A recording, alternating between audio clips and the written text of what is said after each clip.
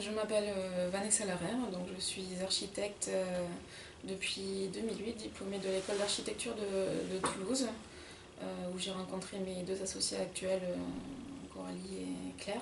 J'ai ensuite effectué ma HMO à l'école de Toulouse toujours, en travaillant dans une agence à Paris, l'agence A+, de Samuel Delmas, où j'ai pu réaliser notamment mes premiers chantiers. Je me suis ensuite installée en tant qu'architecte libérale, où j'ai fait quelques petits projets de maison et un projet de bureau pour lequel j'ai obtenu en 2011 le prix de la première œuvre du Moniteur. Je suis Claire Furlan, je suis architecte depuis 2007 où j'ai obtenu mon diplôme donc à Toulouse. Ensuite je suis partie travailler à Paris dans l'agence Barthelot Villemar Architecte. J'ai également passé mon diplôme HMO au niveau de cette agence à Marne-à-la-Vallée. J'ai ensuite fondé l'agence Co-Architecte avec Vanessa Larère en 2012 à Toulouse. Je m'appelle Coralie Bouscal, je suis architecte depuis 2007, diplômée de l'école d'architecture de Toulouse. J'ai réalisé mon HMO en suivant au sein de l'agence W Architecture qui est située également à Toulouse. Puis ensuite je suis restée dans cette agence 5 ans pour suivre différents projets de marché, plutôt marché public, de suivi de chantier également. Et ensuite, je me suis mis en libéral et j'ai rejoint l'agence Co-Architecte en tant qu'associée à partir du 1er janvier 2015. Voilà. Je pense que si on était resté en libéral, on serait sur des sujets moins importants. On serait resté peut-être sur la commande privée. Je pense que c'est difficile d'avoir à gérer seul les marchés publics de consistance d'assez grande échelle, parce qu'il est vrai qu'il y a beaucoup d'intervenants, de choses à savoir, et le fait d'être en équipe, on a des réponses plus rapides et des facilités à avoir des réponses entre nous. Si on ne sait pas quelque chose, elle le demande à l'autre, et même d'avoir un appui, ne serait-ce qu'au quotidien, de savoir pouvoir partager le travail et la conception, c'est une facilité. Et c'est vrai que le fait d'être une fille, c'est déjà par rapport aux agences masculines ou à la vision du métier, c'est déjà un point qui est particulier, on va dire, à la profession. Et par contre, le fait d'être en équipe, ça nous aide, voilà, d'avoir des épaules et de travailler à trois en équipe. Moi, je pense qu'on va de plus en plus vers des pratiques collaboratives, que ce soit dans l'architecture ou dans tous les domaines. Et donc c'est vraiment primordial d'être à plusieurs pour une agence, de pouvoir prendre les décisions ensemble. Et au-delà de ça, on va vers plus de collaboration aussi entre les architectes et les maîtres d'ouvrage, entre les architectes et les ingénieurs. Je dirais moi que c'est une œuvre partagée, on va dire, chacune est polyvalente. On est toutes responsables d'un projet différent, mais la conception, on l'a fait toutes les trois ensemble. C'est-à-dire qu'on fait des sortes de workshops où chacune donne ses idées, et c'est vrai que c'est ce qui nous permet vraiment de développer les projets et d'en faire quelque chose qui nous correspond à toutes les trois. Et ensuite, on se partage, voilà, chacune développe un chantier différent et suit les études et ensuite le chantier pour l'ensemble de l'agence en fait. On était très peu organisés au début, et c'est vrai que le prix de la première œuvre nous a aidés sans forcément faire de démarche particulière à avoir des projets de maîtrise d'œuvre publique, c'est-à-dire en répondant à des appels d'offres de marché public. On a fait des dossiers de candidature, puis ensuite on a été retenu parmi d'autres agences, souvent c'est 3 ou 4 agences d'architectes à participer à des concours, et pour certains concours on les a gagnés, donc c'était aussi par rapport à nos références progressives et notamment le prix de la première œuvre. Et aujourd'hui, on continue sur ce système-là, on fait toujours des candidatures et aussi on se développe au niveau de la commande privée. On essaye, c'est tout nouveau. On a des premiers projets de promotion immobilière qui vont nous permettre de faire du logement, de traiter ce qu'on a pu moins approcher jusqu'à maintenant. La maison du Golfe, qui est un projet sélectionné pour le prix de l'Arva, c'est un projet que j'ai commencé quand j'étais encore en libéral, et donc que j'ai poursuivi ensuite quand on a créé l'agence.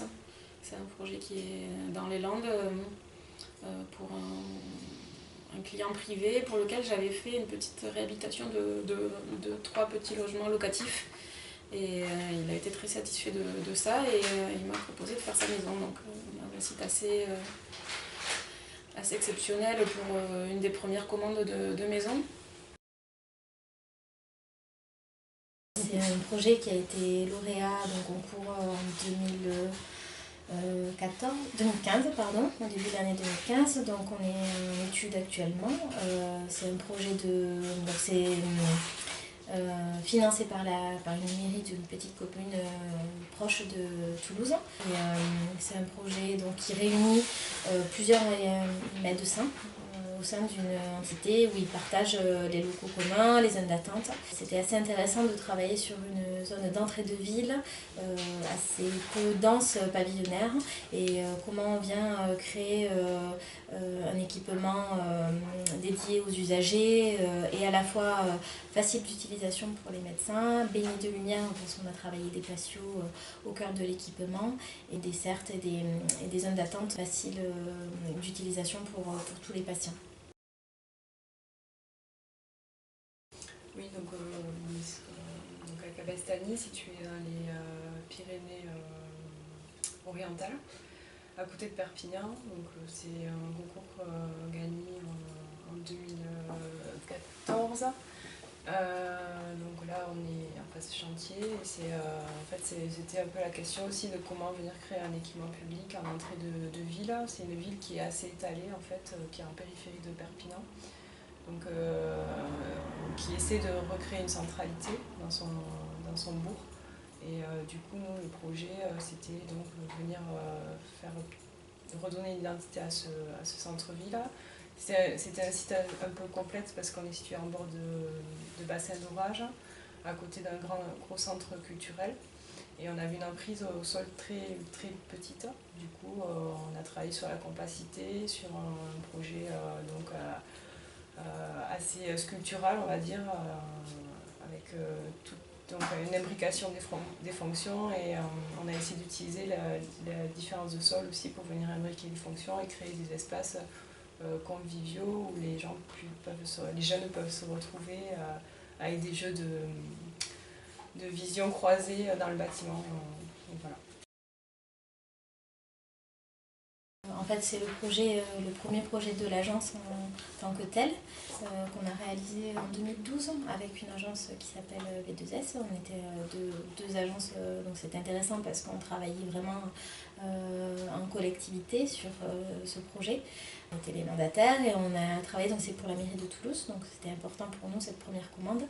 Il est livré tout récemment, donc en début d'année 2016, et c'est un projet en entrée de quartier des années 70 qui reconfigurait un peu cette entrée de quartier. On a essayé de créer un espace urbain devant l'équipement comme un lieu qui peut être un support de sociabilité pour le quartier.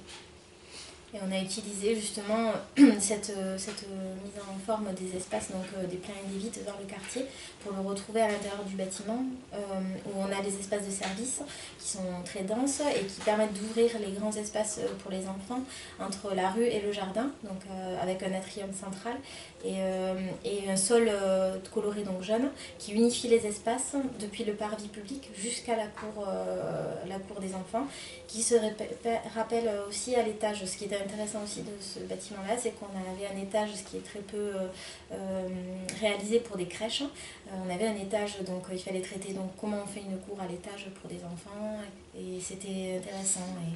Et on a travaillé aussi une matérialité pour la façade avec un métal perforé qui vient englober tout le bâtiment et mettre en valeur ces grands percements de la rue jusqu'à la cour.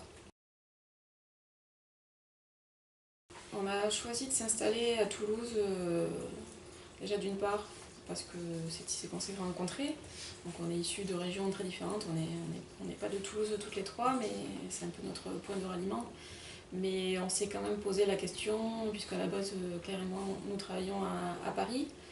Et donc pour créer une structure, on s'est dit c'est peut-être plus facile dans une petite ville de pouvoir émerger plus qu'à Paris par exemple où il y a énormément de jeunes architectes, etc. On aura peut-être plus un moyen d'action aussi pour agir sur la ville. C'est vrai qu'on la connaît bien, on commence à bien la connaître. Et on a envie aussi de participer à l'évolution de cette ville qui a beaucoup de potentiel au niveau patrimoine, au niveau économique, mais qui est peut-être un petit peu fébrile sur ses ambitions architecturales et urbaines. Donc être dans un milieu où le nombre d'acteurs est assez réduit nous permet peut-être d'avoir une action sur ça. Sur le renouvellement de la ville en fait, plus précisément. Et le fait d'être à Toulouse, ça nous permet également de travailler, d'avoir plus de proximité peut-être à nos maîtres d'ouvrage. La ville est assez petite et du coup on arrive facilement à connaître les personnes pour lesquelles on sera amené à travailler. C'est assez restreint au niveau de l'échelle. Il y a pas mal d'agences mixtes en fait, mais uniquement féminines, on n'en a pas on n'en connaît pas. Des hommes qui ont créé leur agence, ça par contre il y en a beaucoup. Ouais. Moi j'ai jamais ressenti de discrimination en tant que femme.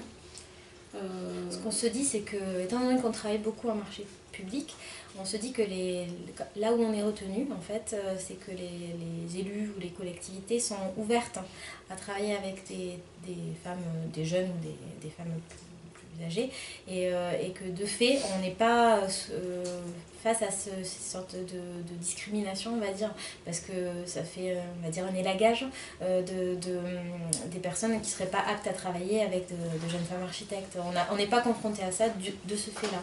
Moi je trouve que c'est plus le fait d'être jeune, peut-être qui peut être une discrimination dans notre métier, d'avoir en retour peut-être des personnes qui testent un peu à savoir est-ce qu'on a des connaissances, mais c'est pas forcément le fait d'être une femme. Et surtout, on a eu quand même beaucoup de responsabilités. C'était des agences, c'est vrai, qui nous ont fait confiance. Ils nous ont donné très vite, on a été très vite nommé chef de projet, chacune de nous. Et on était plutôt dans des jeunes agences, donc on était amenés à avoir des responsabilités assez proches de ce que faisaient aussi les gérants de l'agence.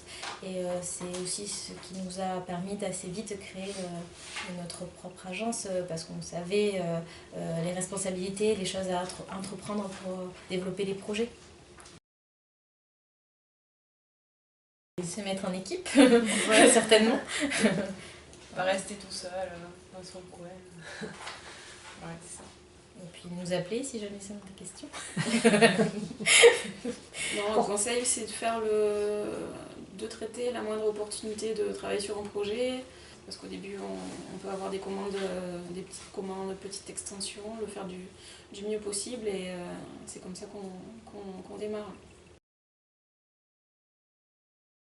Co-gérante, en fait...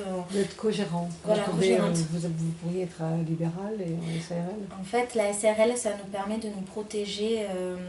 En fait, c'est la responsabilité de l'entreprise. Et si jamais il y a des soucis, on a des problèmes après pour l'agence, qu'elle ne fonctionne pas, en fait, on ne peut pas venir nous chercher sur nos biens personnels, c'est-à-dire nos maisons. En libéral aussi, ça peut être une seule personne. Donc, oui. Sinon, ça voudrait dire qu'on serait trois libérales et devoir à chaque fois faire des associations sur les candidatures, montage administratif, voilà. C'est compliqué, ça a moins de poids aussi. On ne pourrait pas mutualiser nos chiffres d'affaires, etc. Ce serait compliqué aussi de pouvoir partager les projets en trois, alors qu'on fait tout en même temps, donc c'est forcément une société, quoi. Oui, et puis même au niveau de l'organisation, il n'y aurait pas vraiment de sens à ce que chacune ait un projet associé à son nom. En fait, là, c'est vraiment associé au nom de la structure. Depuis donc, le prix, en début d'année, on a été lauréate de ce nouveau projet, qui est un projet de médiathèque et d'atelier cuisine, juste à côté de Pau, dans un petit bourg qui s'appelle Mona. C'est un espace, un petit projet de réhabilitation et d'extension qui va vraiment redynamiser le cœur du village, sur la place principale, où on a souhaité garder, ce qui n'était pas forcément demandé, une partie de la grange existante qu'on voit en fond d'image. Et venir vraiment créer un espace public d'échelle d'entrée de l'équipement, mais à destination de tous les habitants du village, et venir voilà, proposer un équipement qui parle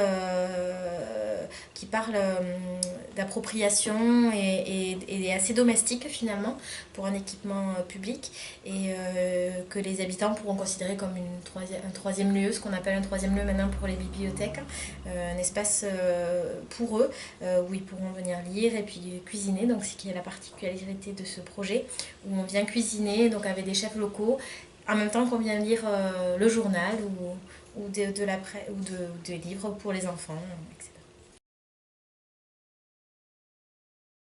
C'est vrai que par ce prix-là, les gens se rappellent de nous aussi. Souvent on nous dit « Ah, c'est vous qui avez eu le prix Jeune Femme Architecte », et c'est vrai que c'est important aussi en termes de communication pour nous, quoi. C'est une manière supplémentaire d'avoir de la communication sur ce qu'on fait, sur notre agence, et d'avoir éventuellement de nouveaux projets. Il y a aussi, on trouve aussi des gens qui critiquent le prix en disant oui, mais pourquoi un prix femme architecte, pourquoi pas un prix homme architecte, c'est la discrimination positive. Mais on pense que quand même c'est une bonne chose, et ça nous permet aussi de rappeler que le nombre de femmes architectes inscrites à l'ordre, on va dire, qui gérantes d'agences d'architecture, sont minoritaires, alors que le nombre de femmes architectes qui sortent des écoles est largement majoritaire aujourd'hui.